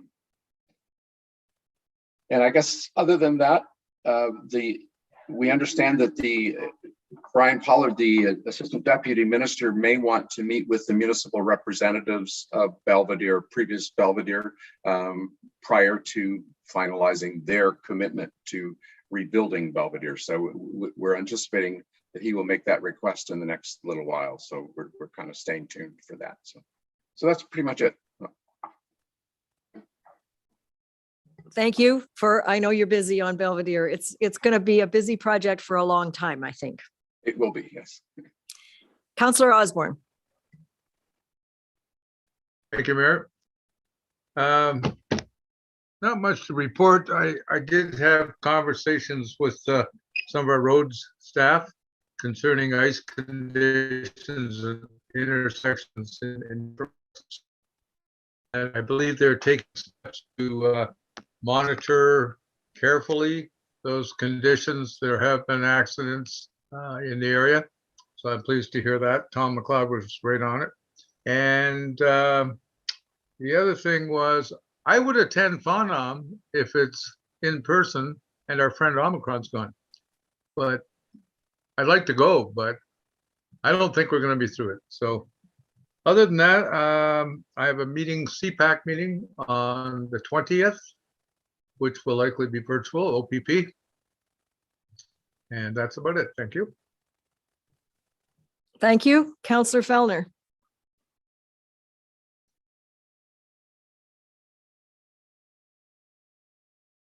Thank you, Mayor. On the 8th of December, I attended the pool meeting. It was really the second meeting we've had. The primary intent of the meeting was to get agreement to issue an RFP for a project manager so we can start doing some of the due diligence that's required in order to formulate a final plan and strategy. Jason did an outstanding job putting this RFP together. Very commendable, and it was unanimously accepted. We had some other minor discussions about, procuring insurance and that kind of thing. I'm not sure whether the RFP was actually issued prior to Christmas. I would suspect issued after, because it's I believe a 4-week turnaround from the time we advertise to the time the submissions are due. So all in all, a productive meeting. I also had a park to park board meeting a little later on in the month. We reviewed the progress for the year 2021. Happy to report that we met 80%, 85% of our short-term strategic goals outlined early last spring. We're one water hole short. There's one water hole we couldn't fill. The weather just turned too bad, and we were making more of a mess than we were an improvement. So we decided that it would probably be easy enough to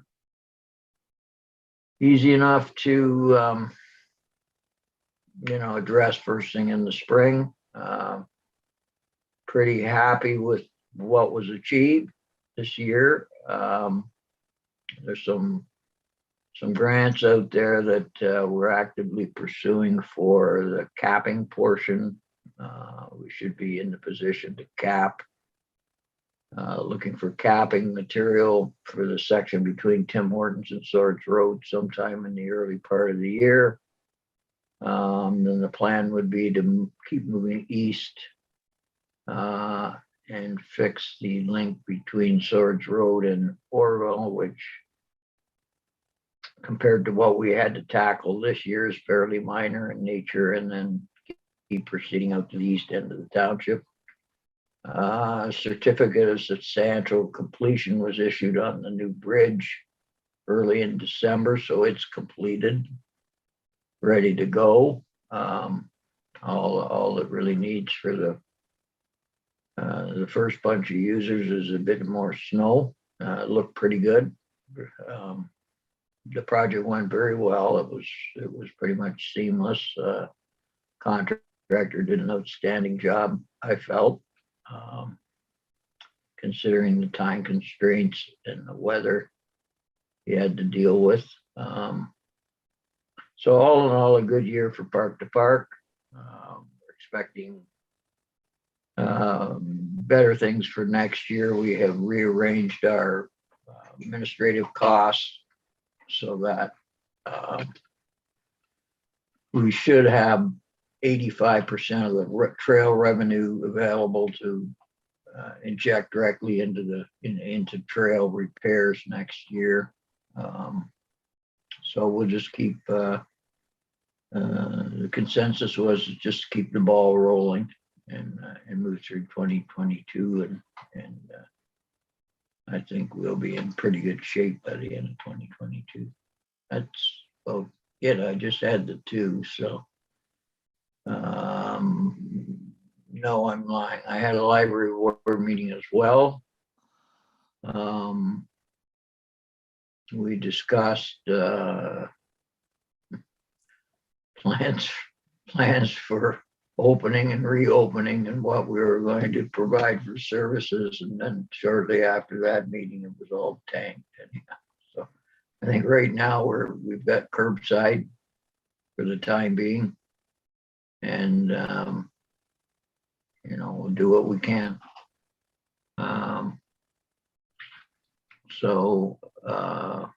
a good year for the library, a little frustrating because of the changes in direction. But I think our CAO's done a really good job. She had some really tough challenges this year, staffing shortages, that type of thing. And she stepped up to the plate and filled in where she needed to. And so overall, the board was quite pleased with the way things went, and just looking for a better year next year. That's it. Thank you, Terry. And I want to compliment you and the entire Park to Park team. The improvements are amazing, and keep at it. But I get positive feedback all the time. You've made an enormous difference on that trail. So your whole team deserves a thank you from the residents. And as you heard, it will be an integral part of the master trail strategy now. Mm-hmm. Yeah, well, I think we've broken the back of it, and it should, not that it'll be easy, but it should be easier as we progress. Now we really tackle some of the worst areas. There's a couple bad ones left, but not near as many as what it was when we first started. So, well, thank you. Councillor Collins. Yes, thank you, Mayor. Mostly all residents' concerns that I've been dealing with. The phone never stops ringing for waste. When the library's open and when it's closed, roads. I'm still getting a lot of calls from residents on Star Lake Road and Blackwater Lake Road, because that's the next Capital Rose project. After Star Lake will be Blackwater, and that's on for the next term. It is a difficult time right now with Omicron, and what people are facing now, and all the changes that is what we're going through now, and what we anticipate will be here for at least another month for sure. We're hoping that at least within this month that the kids are back to school. I have a DSAB meeting on the 13th at 6:30, and hopefully talking about the strategic roads plan and the park to park. There's 2 bulletin boards, one at the corner of 518 and the trail, and the other one's at the eastern part of the 518 and the Seguin Trail. They've been blank, empty, 4x8 signs, billboards since 2016. So hopefully there'll be some signage up on these billboards in the very near future. That's all I have to say. Thank you. Thank you. And Councillor Finson. Hi. Before I start, I just wanted to say to both Art and Terry, great job. You make me feel a little inadequate because you're doing so much, and it's impressive. I'm really impressed. We had a cemetery meeting, which they go pretty quickly. There's not, it's all straightforward. And they did ask again, Jason, about the road, and I'll talk to you about that again. December 9th, a DSAB meeting. We postponed the budget. We'll be dealing with the budget and hopefully approving it at the next meeting on the 13th of January. Also had the official plan meeting, which was very interesting. I learned a lot. It was a really good meeting because I had a really hard time understanding all of the paperwork, and everybody's comments really helped me confirm my concerns. It really helped me understand what I was seeing was right. I have a museum meeting upcoming in next week, and I have a DSAB meeting coming up this week. It's a fair amount of concerns again about sidewalks in Seguin and snow plowing, but I have to say that the snowplow guys have been doing a great job as far as I'm concerned. They've been, early, on time, everything looks good. And that's all I have to say. A few constituent concerns, but all easily dealt with. And that's it. Thank you. Thank you very much. I've had several meetings since our last meeting, the December 8th. We had a wellness center meeting. December 9th, I attended the 911 meeting, and 911 is going to change with new technology from Bell over the next, it sounded like 14 to 15 months. There'll be internet with photos on when you call 911. If you're doing it on internet, it's quite something. that representative from Bell was there talking about this next generation. So when I have more details on how to use it, I'll let you know. Then on December 10th, we had the Airport Commission meeting. December 13th, I attended the one-day rural and remote broadband convention, which starting to see the same faces. That's the third meeting I've attended, and the issues that Seguin is facing are being faced by everybody in rural and remote Canada. January 4th, I met with the Lake Joe North Association to discuss some of the issues that are coming up at this week's Committee of Adjustments. And then, as others have referred to, the January 6th official plan steering committee meeting. And we're pushing to make sure that our consultants meet the deadlines and that we get this official plan submitted to the Minister of Municipal Services well before the end of this term of council. And that's what I have to say. I do want to point out that Craig and I could ask for more heat.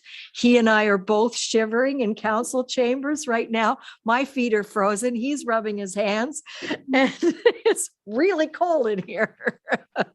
So we need to fix that infrastructure a little bit if it's going to be minus 25 outside while we're in the council chambers. Either that or we need more warm bodies here to keep us warm. Furnace fixed. Yeah. So with that, I'm going to read the following three pieces of business. That the Council of the Corporation of the Township of Seguin does hereby receive board and committee minutes and agendas and correspondence as presented on the agenda for the January 10th meeting of council. Could I have a motion by Councillor Finson? I so move. And seconded by Councillor Moffat. I'll second that motion, Mayor. All in favor? Thank you. And I have bylaw number 2022-010, being a bylaw to confirm the proceedings of the meetings of council, is hereby deemed to have been read a first, second, and third time and passed by council. Could I have a motion from Councillor Coles? I will so move, Mayor. And seconded by Councillor Osborne. Second, Mayor. All in favor? Thank you. And I have motion, the Council of the Corporation of the Township of Seguin does hereby adjourn this regular meeting of council at 6:41 p.m. to meet again on Monday, February 7th, 2022, or at the call of the mayor. Could I have a motion from Councillor Fellner? So move. And seconded by Councillor Collins. I'll second the motion, Mayor. Thank you. Thank you very much. And that is carried. And I want to say to all of the members of council, thank you for reading through and being so thorough with your agenda package. I'm delighted that we're finished at 6:45, given the length of the agenda we had. So thank you very much. Have a good evening.